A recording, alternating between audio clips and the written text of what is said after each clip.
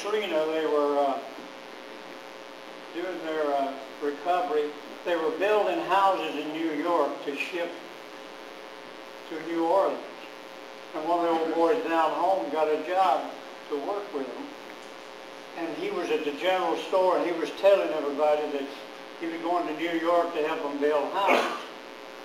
And there was a woman in the store, and she listened to his story, and she said to him, "You going to New York?" And he said, "Yeah." She said, "Would you do me a favor?" Said, "My son went up there 3 years ago, and I haven't heard a thing from him. Would you look him up when you get there?" And he said, "Well, I'll try. I'll do the best I can." She said, "His name is John Dunn." He said, "John Dunn. All right, I'll look him up." So he took the train, went up to New York City, and he got out, walked about 3 blocks, and he looked up, and here it said Dunn and Bradstreet. He said, "Well, I've only been here 15 minutes. I've already found him." So he went into the building, went up to the receptionist and said, "Have you got a John here?"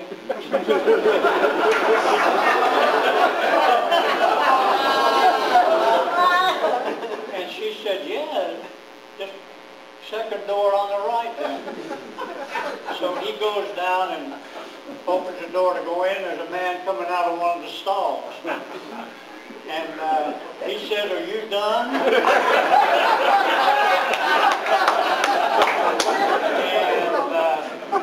And the fellow said, "Yeah." He said, "Well, call your mom."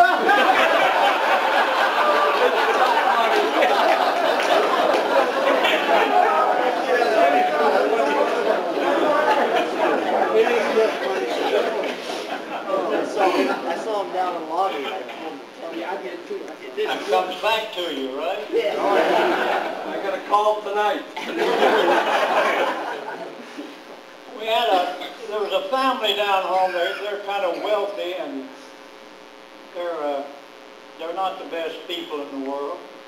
And one of them got shot, killed in a gunfight, and they wanted to give him a funeral, so they went to the local minister, and they said he would like to have a church funeral for this fellow. And would he do it? You know he didn't go to church there. He didn't go to church at all. But would he do it? The minister said, "Well, they had a bad reputation, but he was one of God's children, and the least we can do is give him a good funeral." So the fellow said, "Well, we'd be glad to give you some money. I see you're having a building project here, and we'd be glad to help you with that." He said, "There's one thing, though. Somewhere in your eulogy, you have to say he was a saint."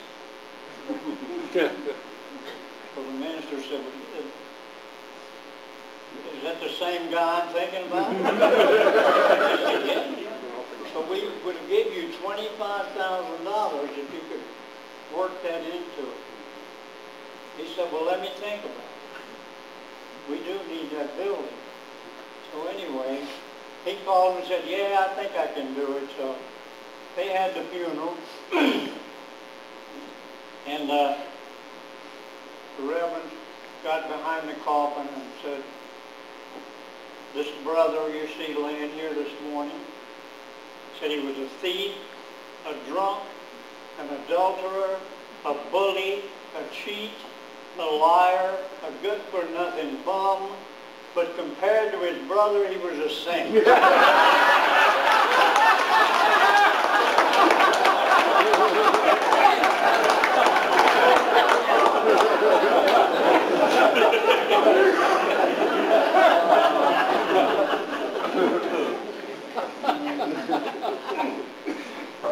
I don't know if you've ever been to the mountains of